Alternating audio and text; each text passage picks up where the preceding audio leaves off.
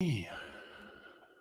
There we are, mate. We're going live around the world. Carson Foster, how you doing, buddy? I'm doing great. How are you? Good, man. I'm just sitting at home and going through my usual day, and then all of a sudden I get these alerts that Carson Foster's going pro, man. What's happening?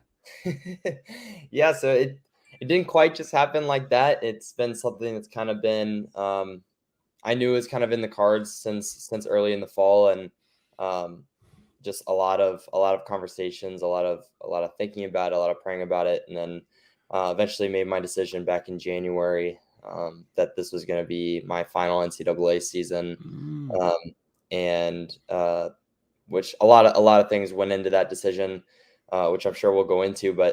Um, but yeah, and so I'm glad that it's finally out.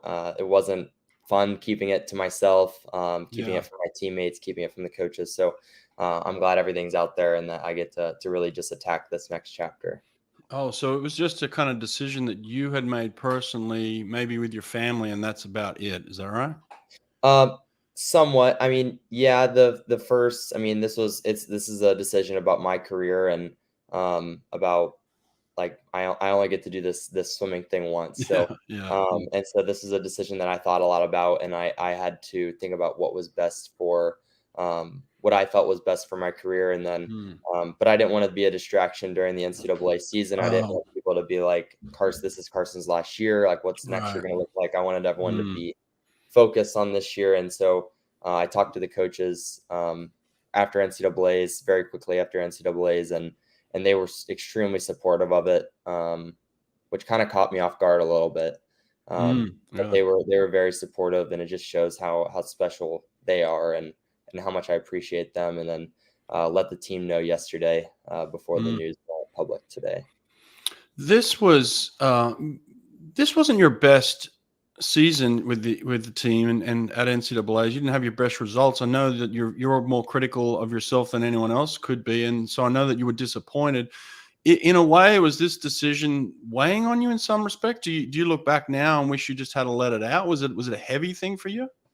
It definitely. I mean, I don't want to make excuses for my. I mean, yeah, you hit the nail on the head. I wasn't happy with my Right. NCAA performance, and um, I think I think there was definitely part of it that I mean, there was a couple things. I think one, it was hard for me to keep that secret of like I put a lot of Yeah. pressure on myself. Like I want to accomplish every single goal I've ever set for myself. In short course, this is my last chance, so Yeah.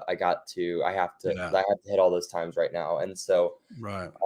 that was definitely part of it. I think um, this was my first kind of year where our team hasn't been like the favorite or been a very strong like Hmm. national champion contender. So I think I put a lot of pressure on myself to try and like single-handedly like claw us back into the meet, Yeah. which is Yeah. impossible in the NCAA level for one person to do that. So Right.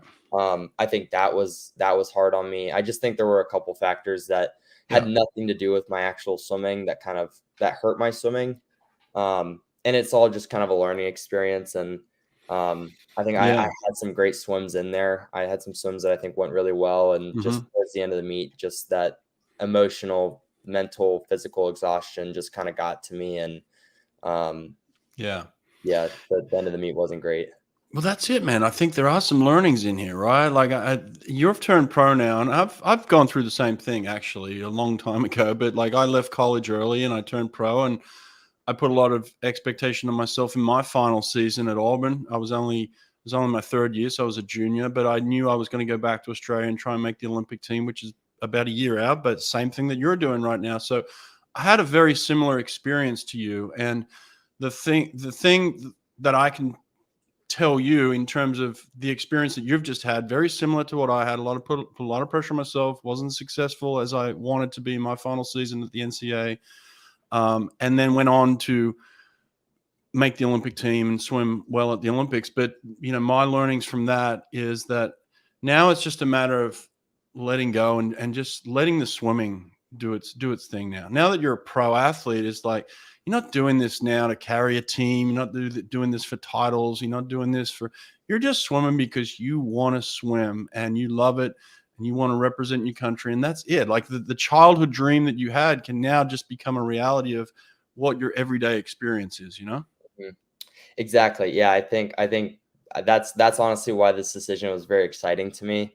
It's just now I get to fully just do what I love, especially the long course pool. I think Yeah. Yeah. it's not a secret that I'm not as good at short course, and I don't. I think a lot of people who know me well know that I don't like short course as much, and Hmm. um, I'm much more comfortable in the long course pool. I'm excited that I get to focus on it, Yeah. Yeah. and so yeah, everything's pretty exciting right now. How much more school do you have left? So I'm taking hours this summer. So I'm doing some hours this summer. Got to balance that with nothing too crazy, like nothing too hard. Hmm. But then I'll do a full semester for first semester. So first semester will look very similar to what it would if I was on the college team, aside from the fact that I won't have to do the college racing format. And then I'll have 6 hours, so two electives that will be very light Mm. my last semester of college. So pretty Oh. much leading into like the last 6 months leading into trials, I'll have very minimal school um, Mm. that I'll be pretty much all in on swimming at that point. Oh, that'll be nice. That'll be really good. You'll still have enough there to kind of keep you occupied, but not too much where it's completely stressing you. Yeah. Exactly. Yep. Yeah. So in terms of staying in Texas and training with the team, the goal is to just continue to do that all the way through the Olympic trials. Then, right? Yeah, the goal is to stay here my whole career. I Okay. love it here. Okay. I obviously we'll obviously I can't make that decision right now. Yeah. Yeah. But I love Austin. And not even that I love the city. I just love the people here. My brother's staying here for med school. Mm. Um, Wyatt Collins has been such an important part of my swimming development, and I want to stay with him. Yeah. Uh, and so, I mean, yeah, the plan is obviously to stay here through Olympic trials, through the Olympics, and then obviously through the next quad, and we'll see after that quad where we're at. What about in terms of training groups and things like that? I know Eddie's always had an Olympic focus, and Wyatt as well. That they'll switch gears. They want people on the Olympic team.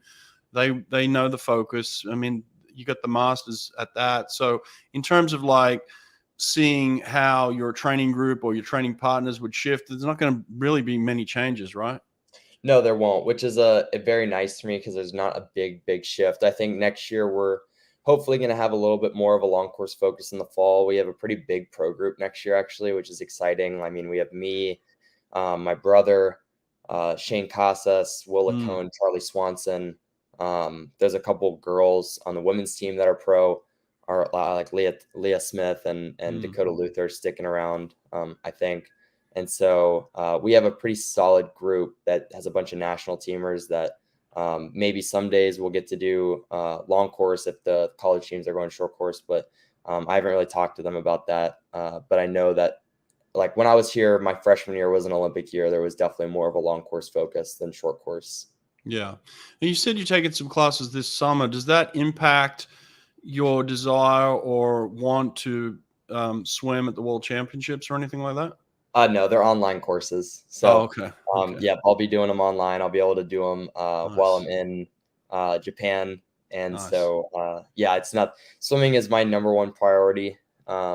Obviously, if I'm turning professional, it's now my job. So, Mm, um, so swimming's my number one priority, and finishing school is extremely important to me, and especially my parents, and yeah. just finishing what I started to get my Yeah. degree. So doing everything, but swimming is definitely number one priority. Now, in terms of events, where will your focus shift? I know in the NCAA, when the team needs you, you got to put your hand up for all sorts of things. Will you have a very specific focus now going into your professional career? I think one of the most exciting things for me is that I'm able to do a bunch of different events, and that's been fun Yeah. for me. But there definitely is going to be, and I'm kind of hitting that point right now in the season where I'm going to start dialing in a certain few that I'm really focusing on. I don't want to stretch myself too thin. Obviously, the IMs are the ones that like I care about the most, and they're the ones Right. I'm most. That's where I want to put most of my energy.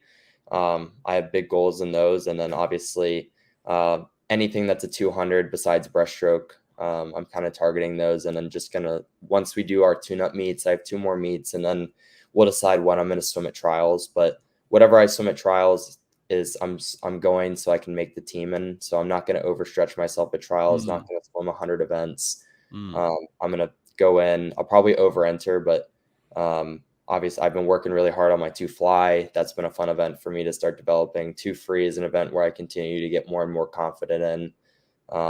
And so we'll see. I've also been working on my 2 back. So we'll see when we Nice. get closer to trials what events kind of stick out as the ones that I'm going to target.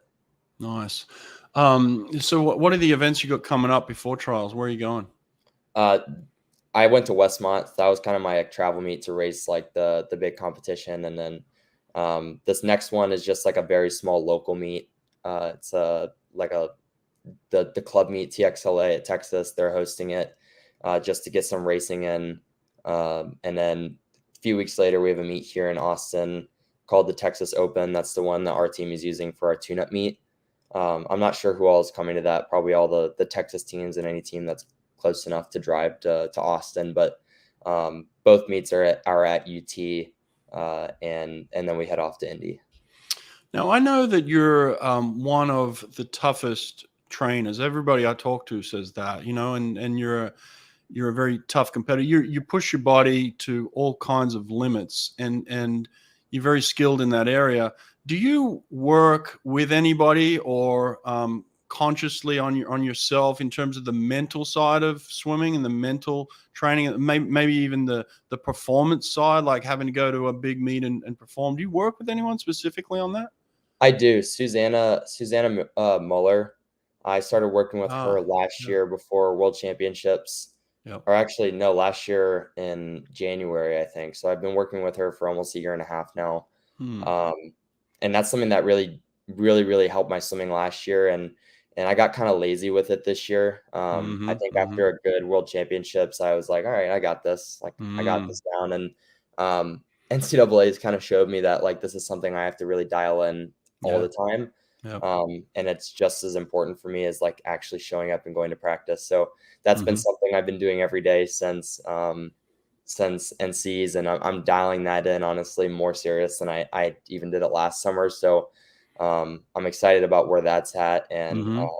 that's another thing is like NCAA's is just kind of a learning experience for like I mean training my mental game at this level is just as important Yep, as showing up to yep, practice. So it's become part of my 100%. daily routine, and I'm excited about where that's going as well. Yeah, I mean, as hard as we work on the details in the pool, just because you had them one season doesn't mean you come back and you're gonna have them the next season, It's like you gotta always tap back into those skills, sharpen that pencil, as they say, right? Like you have it, but you gotta go in there and sharpen it all the time, and, in terms of that, like, okay, you're taking care of the mental side even more now. What does it mean to you to be a professional athlete or even a professional swimmer? Is there a difference between a college mentality or a college swimmer and a professional swimmer, you think? For me, there hasn't ever really been. I think that's something the college swimmer part has been something I had to develop, of like swimming for a team Mm, and swimming events maybe that I don't really want to swim, mm, but I have to for the team, and something I had to start embracing. So I think the professional swimming kind of mindset is something that I've always kind of naturally had of long course focus. I'm doing everything I can outside of the pool to put myself in the best position when I get to practice, when I get to a meet. And so that part is pretty much comes natural to me just because of how much I care about my sport and how invested I am in it. And so I think that part's not going to be a very hard transition for me. I think uh, next fall might feel a little different in a good way, just not having yeah. to worry about all the dual Mm, meets and that stuff, and having to like kind of train Monday through Wednesday, rest Thursday, Friday for a dual meet every single week. mm. And so that's pretty much the only difference. But I think the pro swimmer mindset is honestly a little bit more natural to me. Yeah. What do you do for recovery that might be interesting to just the general swimmer? Like, you obviously push your body really hard, and in order to do that again the following day, you got to recover. So what do you specifically do for recovery? I go to bed. I live by myself. That's something that I've kind of started doing. I think when Mm. I go to bed earlier, I'm Mhm. more accountable on myself for like coming home and recovering, rolling out, stretching every night. Mhm. That's something I've kind of learned from older guys like Caleb and just listening to like what he's doing and Mhm. or like Will Lacone, stuff like guys who are older than me that have kind of been in this profession for longer than I have and Mm. have had success, like listening to what they're doing and just kind of taking bits and pieces from everyone. So going to bed early, stretching every night, going to um, investing in myself, like cold tubs and Mhm. just doing that stuff to make sure that my body's ready to go every single day. And um, I think the eating right is obviously another one, but yeah, all of that stuff. I mean, practice doesn't end when you leave the pool. It's like it's pretty much a Mm. 24/7 thing when you're at our level. Yeah, I mean, you guys are only at the pool 20 hours a week. There's a lot more hours in the week where you by yourself and you got choice to either make gains or fall backwards. And the sleep is a crucial one for any college athlete, right? Like it's easy to get caught up in the college scene where you got roommates and there's video games going on, and there's studying happening, and there's girlfriends, there's all sorts of stuff going on, and there's parties, and it's like and it's easy to kind of get caught up in that college lifestyle. But the professional lifestyle is go to bed at a set time, eat these types of meals, like very strict and very regimented, but very necessary, right? hmm For sure, for sure, and that's something that I started working on uh, this whole last year or the whole last what is it, 5 months since I've kind of decided I was going to be pro is starting to build Yeah, those habits and yeah, um, so that's something I'm yeah. pretty excited for. Cool. A couple of things. Is there anyone supporting? Do you have any sponsors right now, or are you on the hunt for those? There will be an announcement tomorrow, so There we be on the go. hunt Boom. for that. There we go. Like we got another announcement tomorrow. Okay. Well, I'm not gonna bother you for that one, but you can put that one out yourself. But I'm excited for you. Congratulations on that. I'm glad you've got some support. Definitely, people should be investing their money in you. You earn it by your work ethic and your talent. Just Thank quickly, obviously a lot of the events you swim, a lot of attention on Leon Marchand and what he's been able to do the last kind of 12 months and the leaps he's taken forward. But there's just a lot of chat about him. But you're one of his main competitors. How do you feel about that situation, that build up for now between now and Worlds and then the Olympics as well in Paris? I'm and this sound people may not believe me when I say this. I've said this a couple times. I'm thankful for Leon. I think that this rivalry or this competitiveness, um, I'd like to beat him a few times before I call it a rivalry, but like Yeah. this competitiveness between me and him, like I feel as though I've had some of my best swims when I'm next to him. So Yeah. um, it's kind of like that you can have two mindsets about it. I can either be frustrated that Leon is probably going to make like achieving some of my goals I've set for myself much harder. Um, Mm, we swim similar events and he's obviously on a tear right now. But then also I think that just he brings a competitiveness out of me and a work ethic out of me in practice that I mean, I think I'm going to achieve things that I probably didn't think were possible because right. I have him to chase hopefully my whole career. So um, I think I'm excited about it. I think that obviously I want to win. I mean, I don't Mm. like getting second every time, but I think that eventually um, in my mind it's going to equal out and I feel like I'm better than what I've shown in the races up to this point and I'm excited that hopefully it's going to show this summer and most importantly next summer so I'm excited for that. Where do you, not so much where do you get him, but in terms of like hitting the goals that you want, which would ultimately, I'd imagine, put you on top of the podium. You've got big goals. So, in terms of where you're at now, and then reaching those stretch goals, like what's missing for you? You think where do you make the gains that you can then finally get those wins that you're after? I think the biggest thing for me is I mean like we talked about earlier it's the mental game I think is something that Okay, I've rapidly been improving right, but it's something that I still have so much room to grow in right, and I acknowledge that and that's something that um, is fun for me to try and work on because I can see progress because it's obviously in my head. I can kind of sense when I'm making progress or when I fall back. So um, I that's the biggest thing for me. I think just fully believing in myself, and then also just obviously as an IMer, you're only as good as your weak stroke. So just Yeah. working on that and becoming as versatile as I can, because that's going to help my IM and my other events. So I think my number one thing is my mental game, and uh, just believing fully in myself that I can achieve what I want to achieve.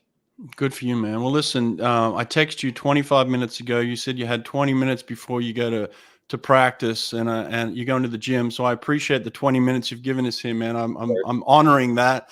I just wanted to say congratulations. I'm a huge fan of yours. I've always told you that. And anything I can do to support you and your career and anything, always let me know. Okay. Thank you. I appreciate it. Thank you for letting me come on and share the Yeah. news. Yeah. Yeah. It's exciting, man. Congratulations. All right.